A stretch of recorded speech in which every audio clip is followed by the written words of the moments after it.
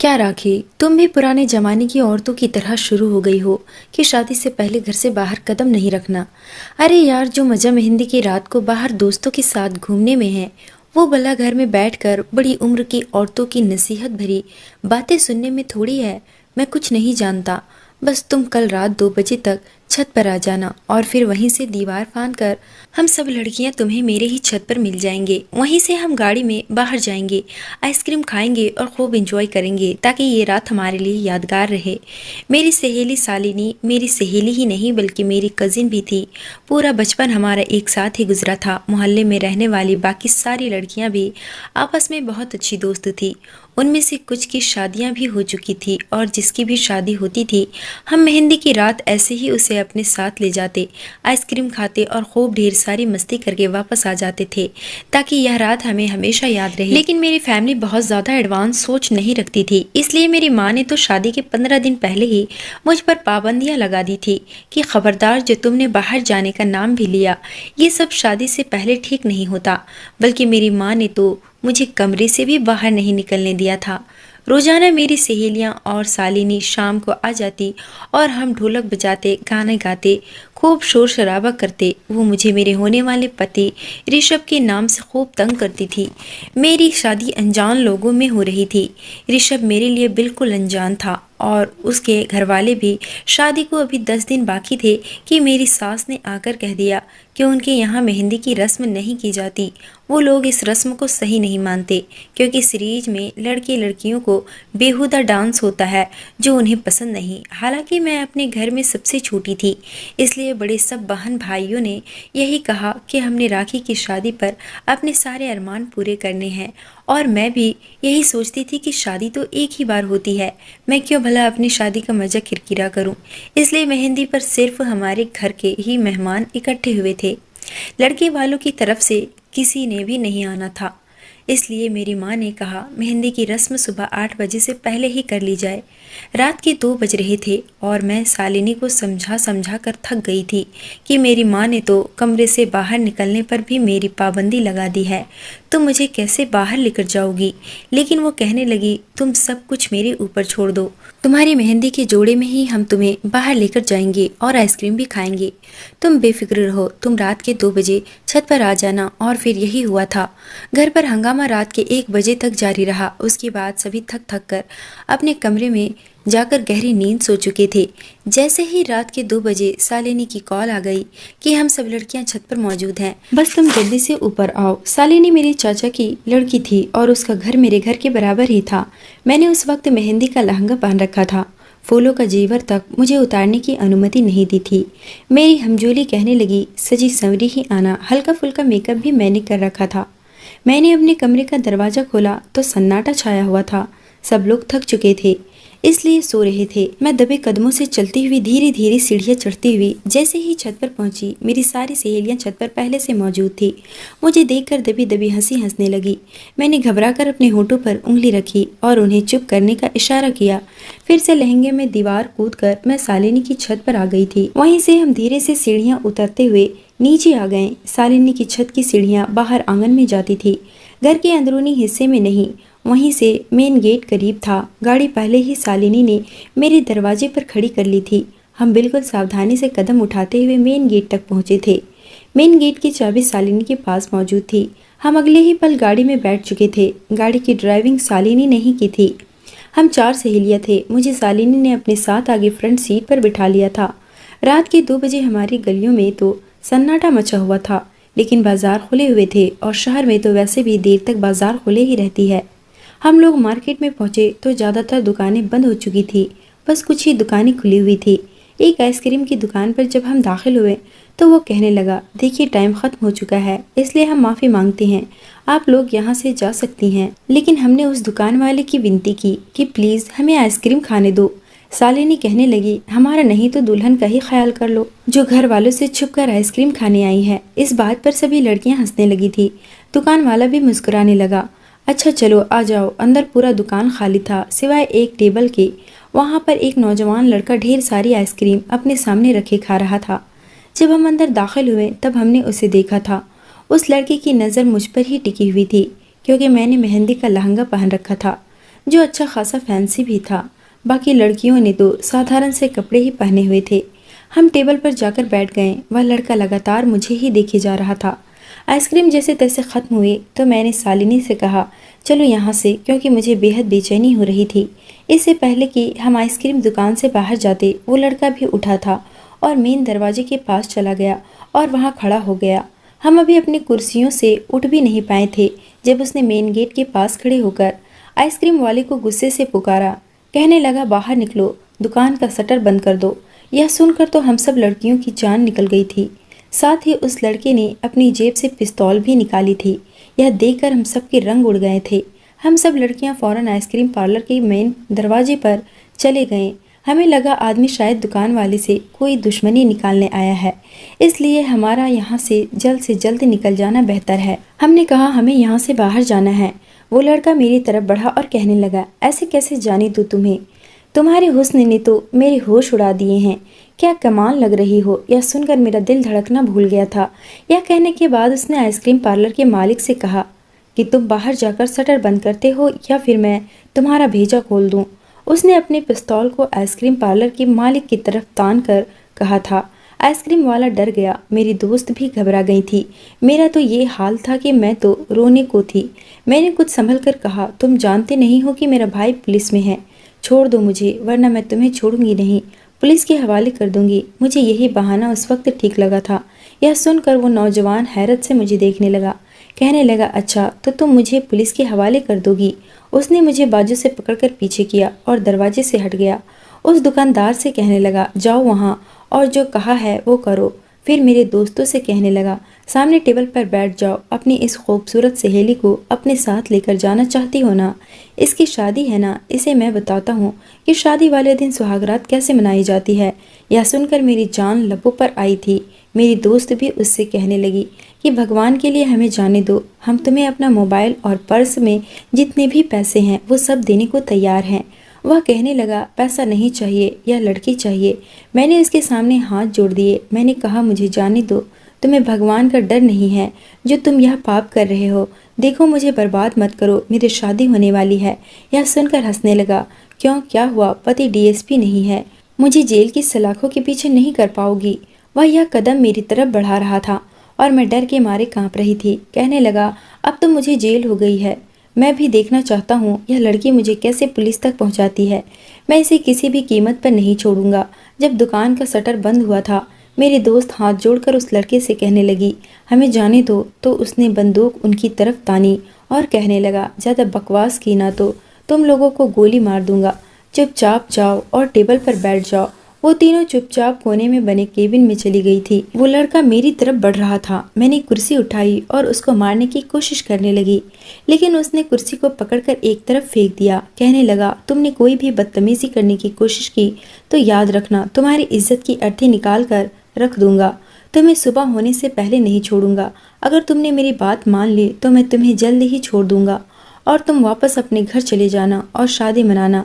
उसके शब्दों से और उसके अंदाज से लग रहा था जैसे वो नशे में है। कहने लगा, किसी को कानो कान खबर नहीं होगी, लेकिन मुझे यह बात मंजूर नहीं थी। मैं कैसे कोई पाप कर सकती थी? मैंने कहा, तुम मुझसे दूर रहो, तुम्हें जिंदा नहीं छोड़ूंगी। मैं तुम्हें पुलिस के हवाले कर दूंगी, पूरी जिंदगी हवालात के अंदर रहोगे। लेकिन उस आदमी ने बड़ी बेदर्दी से मुझे अपनी हवस का निशाना बनाया था। मेरा चीखना चिल्लाना और मेरे दोस्तों की सिसकियाँ बस मुझे यही आइसक्रीम पार्लर से सुनाई दे रही थी। अपनी ख्वाहिश पूरी करने के बाद वो लड़का कहने लगा, अगर तुम ये सब कुछ शराफत से करने देती तो मैं तुम्हें छोड़ देता, लेकिन अब मैं तुम्हारी कमर पर कुछ ऐसे निशान लगाऊंगा कि तुम्हारा पति शादी की रात ही उसे देखकर तुम्हारी हकीकत जान जाएगा। यह कहने के बाद उसने अपनी जेब से कोई नुकीली चीज़ निकाली थी। मैं उस वक्त वैसे भी बिल्कुल बेजान हो चुकी थी। उस आदमी ने मुझे अपने जुनून का निशाना बनाया था। मेरे अंदर इतनी हिम्मत नहीं थी कि मैं अपना बचाव कर सकती। उसने मेरी कमर के निचले हिस्से पर न जाने क्या लिखा था कि मैं दर्द से बिलबिला उठी थी। उसके बाद वो मेरे दोस्तों से कहने लगा, जाओ ले जाओ इसे। मेरे दोस्त मुझे गाड़ी तक लेकर गई थी।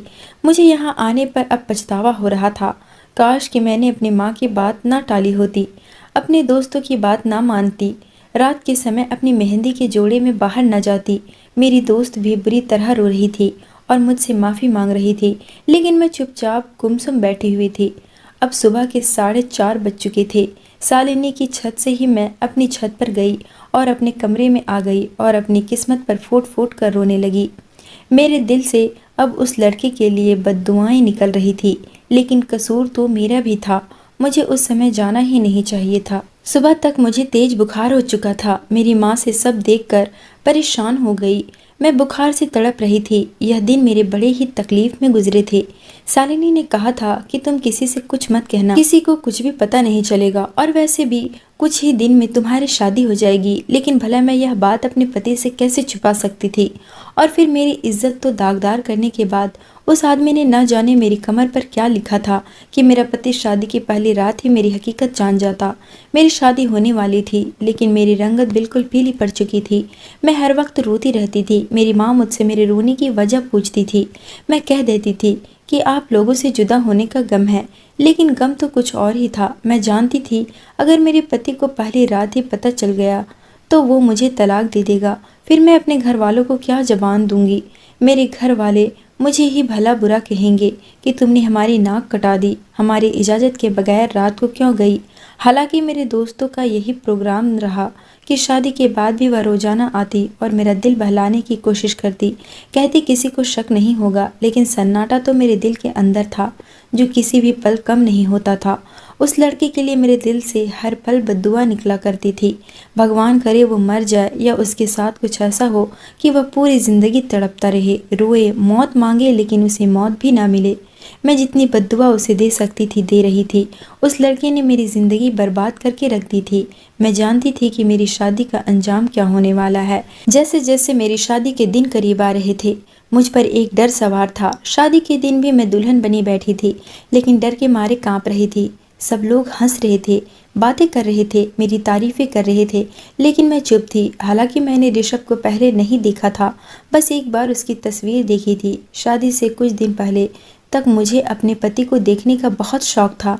मैं दिन गिनती थी अपनी शादी की, लेकिन आज मैं चाहती थी यह सारा मंजर मेरी आंखों के सामने से गायब हो जाए, या फिर वो हादसा कोई सपना बन जाए, उसका हकीकत से कोई लेना देना ना हो। लेकिन मेरे बस में कुछ भी नहीं था। विदाई के समय भी मैं मरे मरे कदमों से अपने घर से विदा हुई थी। गाड़ी में मेरी दोनों ननद मेरे बराबर में बैठी हुई थी और मेरे साथ हंसी मजाक कर रही थी, लेकिन मेरे चेहरे से मुस्कुराहट गायब थी। मैं अपनी ससुराल पहुंची तो मुझे मेरे कमरे में बिठाया गया। उस वक्त मेरा दिल का आलम यह था जैसे डर के मारे बंद हो जाएगा। मेरा जी चाहा कहीं से मुझे जहर मिल जाए और मैं खाकर अपनी जान दे दूं। क्या जवाब दूंगी अपने पति को? मैं ना तो पवित्र थी और ना ही उसके लायक थी। इसलिए सोचा अपनी आंखें बंद करके सारी हकीकत अपने पति को बता दूं। फिर मुझे अपने समाज का रवैया याद आने लगा। ऐसी लड़कियों के बारे में कोई भी सच नहीं मानता, बल्कि उसी को बदनाम करके धक्के देकर घर से निकाल दिया जाता है। मेरा पति भला क्यों ऐसी लड़की के साथ जिंदगी गुजारेगा जो पहले से ही दागदार हो? और मैं यह भी नहीं कह सकती थी कि इसमें मेरा कोई दोष नहीं था। मेरा दोष बस ये था कि मुझे रात के समय बाहर नहीं जाना चाहिए था। मैं यही सोच रही थी कि तभी कमरे का दरवाजा खुला और ऋषभ अंदर दाखिल हुआ। मैंने एक नज़र से देखा, काफ़ी सीरियस नौजवान लग रहा था। बड़ी खामोशी से आकर मेरे सामने बैठ गया। मैं अपने अंदर हिम्मत जमा करने की कोशिश कर रही थी कि उसे सच बता दूं, फिर चाहे मुझे जो मर्जी सज़ा दे, मैं उस सज़ा को स्वीकार कर लूँगी, लेकिन उसके साथ धोखे का रिश्ता नहीं निभाऊंगी। लेकिन मेरे कान में बार बार अपने दोस्तों की बातें गूंज रही थी, जो कह रही थी कि अपने पति को कभी भी इस हादसे के बारे में मत बताना। वो कभी भी तुम्हारी बात का विश्वास नहीं करेगा। इसे एक हादसा समझकर भूल जाना। हो सकता है कि उसे कभी पता न चले, लेकिन अगर तुमने उसे सच बता दिया तो मुमकिन ही नहीं कि तुम्हारी ज़िंदगी में बाहर आए। फिर सिवाय उदासी और बदनामी के कुछ नहीं मिलेगा। मेरा मन समझ नहीं पा रहा था क्या करे, क्या शालिनी की बात मान लो या फिर वो करूं जो मेरा दिल कह रहा है। मेरा दिल कह रहा था कि झूठ मत बोलो, सच बता दो, लेकिन मेरी जुबान कुछ भी बोलने के लिए तैयार ही नहीं थी। मेरे दिमाग में सारे शब्द घुल मिल चुके थे। लगता था कि मेरे पास कहने के लिए शब्द ही नहीं बचे। क्या कहती, कहाँ से शुरू करती? मैं अपनी सोच के ताने बाने रही थी जब मेरे ठंडे हाथ पर ऋषभ के गर्म हाथ पड़े थे। मैं एकदम से चौंक गई थी। मुझे समझ नहीं आ रहा था क्या करूं। उसने मेरा हाथ थामा और अपने होठों पर लगा लिया। कहने लगा, जब तुम्हारी तस्वीर हमने देखी थी तो तुम मुझे बहुत अच्छी लगी थी। फिर तुम्हारे बारे में जब मेरी बहनों ने मुझे बताया तो मैं जाने अनजाने तौर पर तुमसे मोहब्बत करने लगा था। कुछ हमारे रिश्ते का भी असर है कि मेरा दिल तुम्हारी तरफ खींचने लगा। कुछ तो मेरी आइडियल भी थी, इसलिए मैं तुम्हें पसंद करता हूँ। यह कहते हुए उसने मुझे मुंह दिखाई की अंगूठी पहनाई थी। कहने लगा, मेरी ख्वाहिश है कि तुम यह अंगूठी कभी मत उतारना। वह जैसे जैसे बोल रहा था मेरा दिल ऐसा लग रहा था जैसे कोई मुट्ठी में दबोच रहा है। मेरा पति मुझसे मोहब्बत करता था और हर औरत की तरह मैं भी यह चाहती थी कि मेरे पति की मोहब्बत में कमी न आए। लेकिन अगर मैं उसे सच बता देती तो वह यकीनन इसका मोहब्बत मेरे लिए बदल जाता। वो मुझसे प्यार मोहब्बत की बातें कर रहा था, लेकिन मेरा दिमाग कुछ और ही सोच रहा था। धीरे धीरे उसने मेरी ज्वेलरी उतारना शुरू की, लेकिन ऐसे मौके पर भी मेरे चेहरे पर कोई मुस्कुराहट नहीं थी। उसने लाइट बंद की और नाइट बल्ब जला दिया, लेकिन इस हल्की रोशनी में भी मुझे लगा कि जैसे मेरा राज खुल जाएगा। हालांकि मुझे धीरे धीरे अपने प्यार का विश्वास दिला रहा था। शादी का रिश्ता सदियों से चला आ रहा था। यह बहुत ही पवित्र रिश्ता होता है जो एक अनजान लड़की और लड़के को बेहद करीब ले आता है। वह लैंप धीरे धीरे बंद करने लगा था तो मैंने कहा, थोड़ी सी लाइट रहने दो, मुझे बिल्कुल अंधेरे में नींद नहीं आती। लेकिन जैसे ही उसने मुझे अपनी बाहों में लेकर मेरी कमर को छुआ, उसका हाथ उसी जगह लगा जहां मेरा जख्म लगाया गया था। उस गंदे आदमी ने पता नहीं किस चीज से निशान लगाया था जहां पर जख्म बहुत ही गहरा था, और ऋषभ का हाथ सीधा उसी जख्म पर पड़ा था। जब उसका हाथ वहां पड़ा तो मैं सिसकियां लेकर रह गई थी। उसने अपना हाथ पीछे किया। कहने लगा, क्या हुआ तुम्हें? तुम ठीक तो हो? मैंने कहा, चोट लग गई थी। मेरे दोस्त मेहंदी के फंक्शन में मेहंदी की प्लेटों पर मोमबत्तियां लगाई हुई थी। वो मेरे पीछे खड़ी थी कि अचानक से जलती मोमबत्ती से मेरा लहंगा थोड़ा सा जल गया था और मेरे कमर भी जल गई और यह जख्म लग गया। यह सुनना था कि ऋषभ उठकर बैठ गया। उसने लैंप की रोशनी तेज कर दी। कहने लगा, फिर तो तुम्हें बहुत तकलीफ हो रही होगी। ऐसा करो, तुम कोई भी सादा सिंपल सा कपड़ा पहन लो। उतारो भारी भरकम कपड़ों को जो तुम्हारे लिए तकलीफ का कारण बन रहे हैं। यह सुनकर मैं घबरा गई थी। मैं उठकर बैठ गई। वह कहने लगा, मुझे जख्म दिखाओ अपना। यह सुनकर मैं और भी ज्यादा डर गई। मैं कैसे दिखा सकती थी? उस लड़के ने यही तो कहा था कि जब तुम्हारा पति देखेगा तो जान जाएगा कि तुम्हारे साथ क्या हुआ है। मेरा दिल बुरी तरह से घबरा रहा था। मैं उठकर खड़ी हो गई। मैंने कहा, मैं कपड़े बदल कर आती हूँ। मैंने जल्दी से अलमारी से सादा सा ड्रेस निकाला और बाथरूम में चली गई। वहां मैं शीशे में अपनी कमर देखना चाहती थी, लेकिन मुझे नजर नहीं आ रहा था कि क्या लिखा है। मैंने कपड़े बदले और बाहर आ गई। मुझे लगा कि तब तक ऋषभ भी भूल जाएगा। मैं दोबारा लेट गई तो वो कहने लगा, लाओ मैं तुम्हारे जख्म पर दवा लगा दूं। फिर दवा साइड टेबल से निकालकर कहने लगा, इससे जले हुए जख्म पर आराम पहुंचता है। लेकिन मैंने उसके हाथ से ले ली। मैंने कहा, मैं खुद लगा लूंगी। वह कहने लगा, मैं क्यों नहीं लगा सकता? कहा ना, जख्म दिखाओ अपना। तुम्हारा हाथ नहीं जाएगा सही से जख्म तक। मैं नहीं चाहती थी कि वह मेरा जख्म देखे, क्योंकि उसे देखते ही वो मेरा राज जान जाता। मैं चाहती थी समय जैसे तैसे गुजर जाए तो अच्छी बात है, लेकिन मेरे बार बार कहने पर भी वह नहीं माना। मैंने अपनी आंखें बंद कर ली और खुद को किस्मत के हवाले छोड़ दिया। मैं जितनी कोशिश कर सकती थी कर ली थी। अब अगर मेरी किस्मत में मेरे घर का टूट जाना ही लिखा था तो मैं क्या कर सकती थी। जैसे ही उसने मेरे कपड़े को ऊपर किया था, कुछ देर तक वो मेरा जख्म देखता रहा, कुछ नहीं बोला। फिर फौरन से उसने मेरी कमीज नीचे कर दी और वॉशरूम में चला गया। उसने वॉशरूम का दरवाज़ा बड़े ही जोर से बंद किया था और मेरा दिल ऐसा था कि धड़कना भूल गया था। शायद वो मेरा राज जान चुका था। मुझे वॉशरूम से पानी गिरने की आवाज़ें आ रही थी। शायद वो वॉशरूम से आते ही मुझे धक्के मारकर कमरे से निकाल देगा, मेहमानों में शोर कर देगा, मेरे माँ बाप को बुलाएगा और उन्हें अपमानित करेगा, मुझसे मेरी बदकिरदारी की वजह पूछेगा। मेरा जी चाहा काश कि मुझे इसी पल मौत आ जाए। लेकिन मैंने देखा कि वो वॉशरूम से बाहर आया तो उसकी आंखें लाल थी। वो और बड़ी तेवर से पानी की बोतल उठाई और 2-3 घूंट पीकर वह कमरे में बने छोटे से मंदिर में चला गया।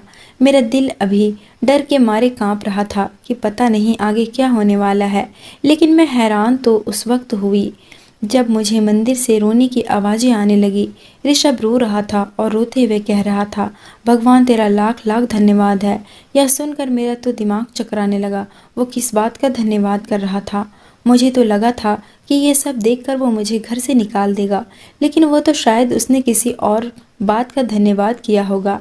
शायद उस लड़के ने मेरी कमर पर सिर्फ जख्मी डाला होगा, कुछ भी ऐसा लिखा नहीं होगा कि जिससे यह पता चल सके मेरे साथ क्या हुआ है। जैसे ही वह मंदिर से बाहर आया, मेरे पास बैठ गया और फिर मेरी कमर पर दवा लगाई। कहने लगा, राखी, तुम्हें आराम की ज़रूरत है, तुम ऐसा करो, सो जाओ। मैं हैरान थी, उसने उस रात मुझे छुआ भी नहीं था। यह बात मेरे लिए अजीब थी, क्योंकि जिस तरह से वह पहले मेरी तारीफ कर रहा था, अपनी मोहब्बतों का जिक्र कर रहा था, मुझे नहीं लगता था कि वह रात को अपना हक वसूल नहीं करेगा। लेकिन उसने मुझे हाथ नहीं लगाया। मैं जितना इस बारे में सोच रही थी, उलझती जा रही थी। सुबह नाश्ते के बाद वो कहने लगा, मैं तुम्हें किसी से मिलवाना चाहता हूँ।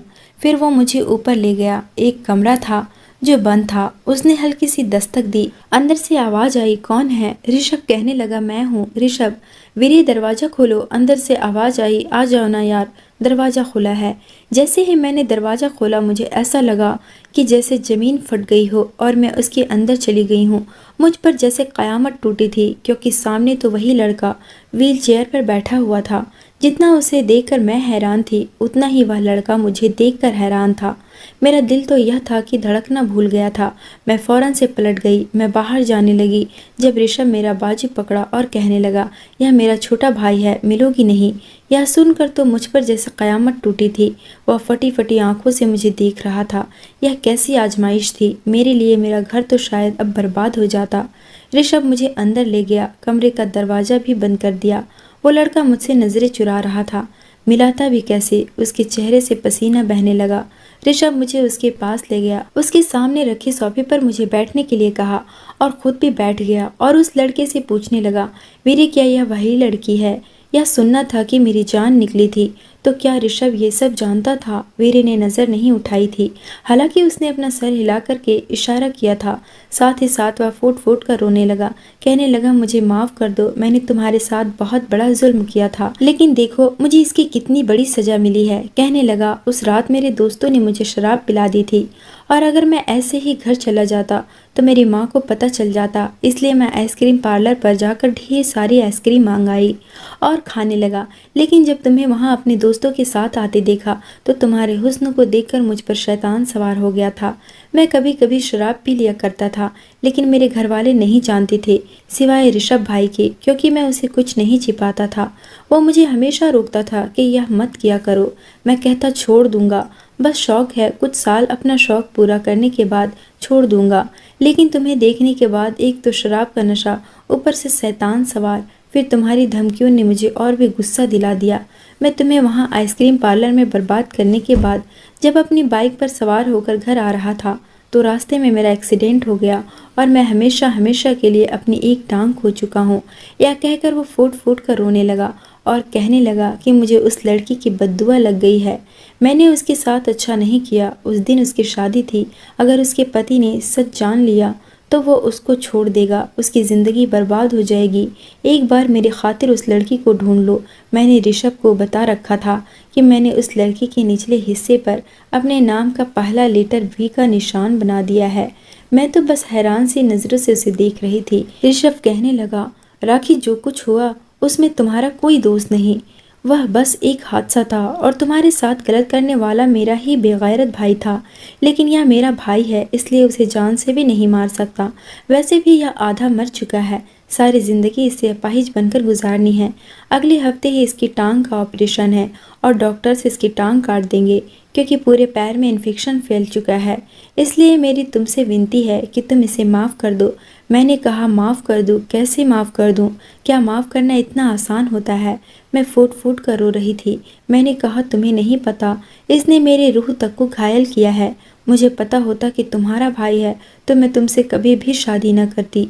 तुम बेशक मुझे छोड़ दो, लेकिन इस आदमी के लिए मुझसे माफ़ी मत मांगो। यह कहकर मैं कमरे से निकल गई थी। मैं तेजी से छत के नीचे अपने कमरे में चली आई और रोने लगी। यह कैसी आजमाइश थी! अगर यह ऋषभ का भाई न होता तो क्या मुझे स्वीकार करता? मैं चुपचाप आकर अपने बेड पर लेट गई। दिल कह रहा था कि सब कुछ छोड़ छाड़ कर चली जाऊं।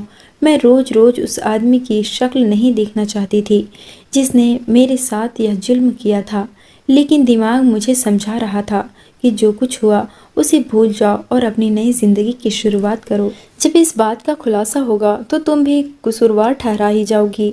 शादी के लहंगे में रात के 2 बजे जाने की क्या जरूरत थी? लोग तुम पर भी उंगली उठाएंगे। अगले हफ्ते वीरे का ऑपरेशन हुआ, उसकी टांग काटी गई थी। मैंने अभी तक ऋषभ को कोई जवाब नहीं दिया था और ना ही उसने मुझे हाथ लगाया था। हालांकि वो मुझे बार बार कहता कि वीरे को माफ़ कर दो। वीरे मेरे सामने नहीं आता था, लेकिन वीरे की टांग काट देने के बाद भी वीरे का जख्म भर नहीं रहा था।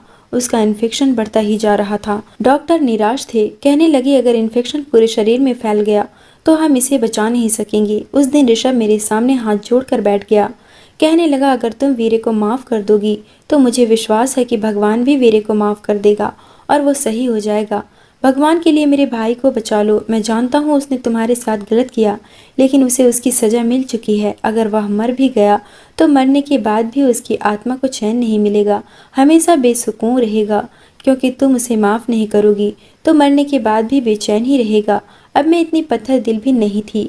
वीरे की चीखें मेरा दिल दहला देती थी। उसकी तकलीफ दिन ब दिन बढ़ती जा रही थी और उस दिन मैं बिना किसी को बताए वीरे के कमरे में चली गई थी। मुझे देखकर उसकी आंखों में आंसू आ गए थे और मेरे सामने उसने हाथ जोड़ दिए। मैंने वीरे के हाथों को थाम लिया। मैंने कहा वीरे, मैंने तुम्हें माफ़ कर दिया है। उस रात तुमने जो किया शायद नशे की हालत में किया था, लेकिन मेरी रूह भी तुम्हारी इस हरकत से घायल हो गई थी। लेकिन तुम्हारी तकलीफ को देखकर मैं तुम्हें माफ़ करती हूँ और भगवान से प्रार्थना करूंगी कि वो भी तुम्हें माफ़ कर दे और तुम्हारी तकलीफ को कम कर दे। यह कहकर मैं कमरे से बाहर चली आई थी। मैंने भी भगवान के सामने हाथ जोड़कर वीरे की सेहतमंद होने की दुआएं मांगी थी। तीसरे दिन वीरे अमेरिका चला गया था अपना इलाज करवाने और वहाँ पर अच्छे से अच्छे डॉक्टर से उसका इलाज कराया गया। कुछ ही दिन में खबर आई थी कि वीरे एकदम ठीक हो गया है और यह खबर सुनकर मेरे दिल को भी सुकून आ गया था। पूरे 2 महीने के बाद ऋषभ ने और मैंने अपनी शादीशुदा जिंदगी की शुरुआत की थी। 6 महीने के बाद वे घर आया था। घर वाले उसे मिलकर बहुत खुश हुए थे। किसी को भी उम्मीद नहीं थी कि वह बच जाएगा, लेकिन भगवान के चमत्कार पर सब लोग खुश थे। उसको नकली टांग लगा दी गई थी और वह लंगड़ा कर चलता था। कुछ दिनों में ही उसने एक अनाथ आश्रम खोल दिया था और अनाथ बच्चों और विधवा बेसहारा औरतों को अपने अनाथ आश्रम में सहारा देने लगा था। जब वीरे को यह सब काम करते देखती हूँ तो दिल को सुकून मिलता है कि मैंने सही समय पर उसे माफ़ करके उसे जीने की एक उमंग दी थी। अगर मैं उसे माफ़ ना करती तो शायद वो अपनी ज़िंदगी की जंग हार जाता और जहाँ वो आज इतने अनाथ और बेसहारा लोगों की मदद कर रहा है वह ना कर पाता। दोस्तों, उम्मीद करती हूँ आपको हमारी कहानी पसंद आई होगी। कहानी पसंद आई है तो वीडियो को लाइक करें, चैनल पर नए हैं तो चैनल को सब्सक्राइब करें।